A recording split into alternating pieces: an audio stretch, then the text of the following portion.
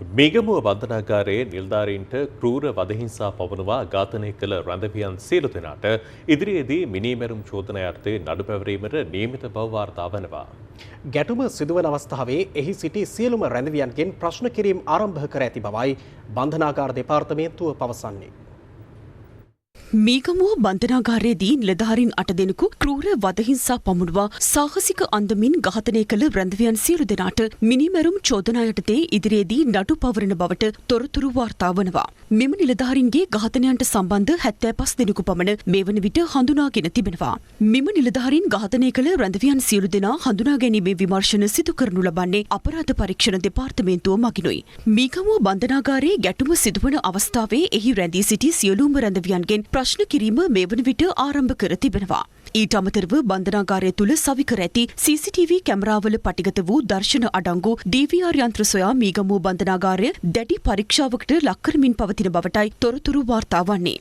මෙම ඝාතනයන්ට සම්බන්ධ රැඳවියන්ගේ නම්ගම් ඇතුළු සියලු තොරතුරු විමර්ශන නිලධාරීන්ට ලැබමින් පවතින බවයි වාර්තා වන්නේ.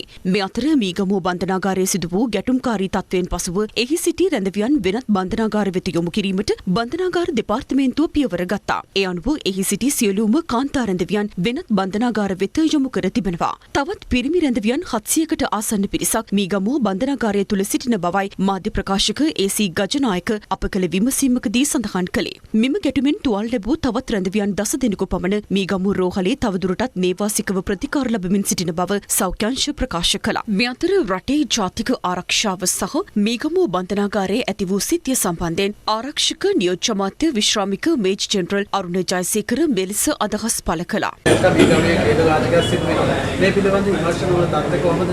විශේෂ කොමිසමක් පත් කරලා තිනවා. නීති යානුකූලව නීති කටයුතු සිද්ධ කරන නිසා ඒ කටයුතු සම්බන්ධ ප්‍රකාශ කිරීම සුදුසු නැති බව මගේ පුද්ගලික හැඟීමයි. අපි දන්නා බෝකම්බර බන්ධනාගාරයේ අලි ක්‍රියාත්මක කරනවා කියලා කතාවක් යනවා. විපක්ෂයට විරුද්ධ වෙනවා. ඒකට බන්ධනාගාර කොමසාරි ඉස්සර කිව්වේ රටේ නැහැ. විපක්ෂේ විරුද්ධ වෙන්නේ නැත්තේ මොකටද කියන්නකෝ. ඒතකොට විපක්ෂේ හැමදාමත් විරුද්ධයි අපේ හොඳ වැඩවලට. ව්‍යවස්ථානුකූලව අපි ප්‍රතිපත්ති ගරුකව මේ අපි හැම කටයුත්තක්ම සිද්ධ කරන්නේ පුද්ගලිකව ආණ්ඩුවට වාසියක් ලබා ගන්නවත් පුද්ගලිකව කෙනෙක්ට වාසියක් ලබා ගන්නවත් නෙමෙයි. ප්‍රතිපත්තිමය වශයෙන් ආණ්ඩුවක් හැටියට කැබිනට්ුවක් හැටියට එකමුතු වෙලා පාර්ලිමේන්තුවත් එක්ක අපි සම්බන්ධ වෙලා තමයි මේ කටයුතු කරන්නේ. ඒ සම්බන්ධව මාධ්‍ය ප්‍රකාශක ජාතික ජනබලවේගයේ විශේෂයෙන් ප්‍රකාශයක් බොහෝ දුරට අනිද්දා ලබලා දෙයි මේ සම්බන්ධව දීර්ඝ පැහැදිලි කිරීම.